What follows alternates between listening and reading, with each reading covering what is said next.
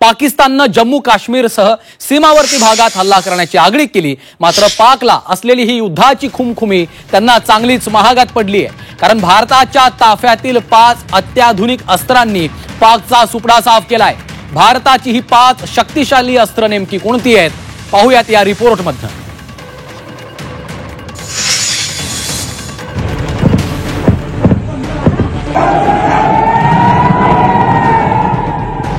पाकिस्ताननं स्वतःच्या पायावर कुऱ्हाड मारून घेतली आणि भारतावर हल्ला करण्याचं नको ते धाडस केलं। पाकनं भारतीय सैन्य ठिकाणांना लक्ष्य केलं, एकामागून एक मिसाईल आणि drone डागले।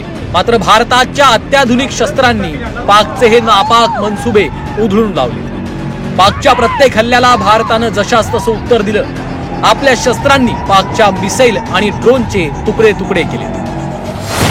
L-70 gun, शिल्का system, S-400, ZU-23mm gun आणि UAS या भारताच्या अत्याधुनिक संरक्षण प्रणालीनं पाकिस्तानला पळता भुई थोडी केली।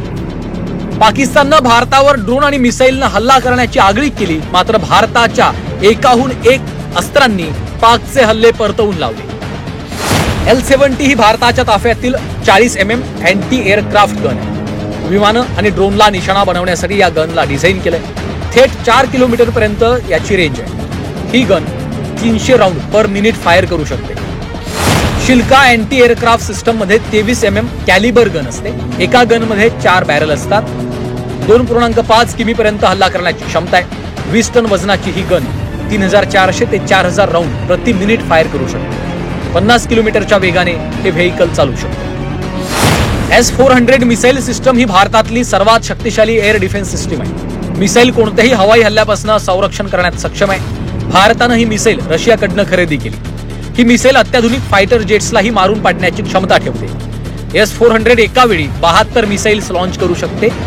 ही mobile long range surface to air missile system आहे। S-400 स्वतंत्र रडार सिस्टम आहे, ज्यामध्ये 600 किलोमीटर पर्यंतच्या हवाई टार्गेट्सचा शोध घेतला जाऊ शकतो। एका वेळी 80 हवाई टार्गेट्सवर नजर ठेवून त्यांना लक्ष्य करू शकतो। ZU-23mm ही एक अँटी एअरक्राफ्ट गन सिस्टम आहे। प्रति मिनिट 4000 राउंड फायर करण्याची क्षमता आहे। कमी उंचीवरून जाणाऱ्या ड्रोन आणि हेलिकॉप्टरला टार्गेट करण्याची क्षमता आहे। आकाशातून येणाऱ्या फ्लाइंग ऑब्जेक्टला उद्ध्वस्त करण्याची क्षमता आहे। पाकच्या अनेक ड्रोनला नष्ट केलंय। दुसरे जे शस्त्र वापरले जातात ती आहे क्षेपणास्त्र। ही शॉर्ट रेंज क्षेपणास्त्र आहे। क्षेपणास्त्रांना 2 म्हणजे पद्धतीने आपण बघू शकतो। एक तर रेंजच्या पद्धतीने की ते किती लांब जाऊ शकतं। तर थोडक्यात सांगायचं म्हणजे आपल्याकडे जी क्षेपणास्त्र आहे आपण पूर्ण पाकिस्तान हा कव्हर करू शकतो, कारण पाकिस्तानची जी खोली आहे किंवा जी डेप्थ आहे हे 250-300 किलोमीटर एवढीच आहे। भारत केवढा प्रचंड आहे आपल्याला कल्पना आहे। तर आपण पाकिस्तानचं कुठलेही टार्गेट वरती फायर करू शकतो। मात्र पाकिस्तान आपले जे फ्रंटलाईन टार्गेट्स आहे म्हणजे जम्मू काश्मीर म्हणा, पंजाब म्हणा किंवा हे तिथेच फक्त जाऊ शकतात, पण ते सदर्न इंडियात जाऊ शकत नाही, ईस्ट इंडियात जाऊ शकत नाही। भारताच्या या सर्व शक्तिशाली 5 अस्त्रांनी पाकचे नापाक मनसुबे उधळून लावले।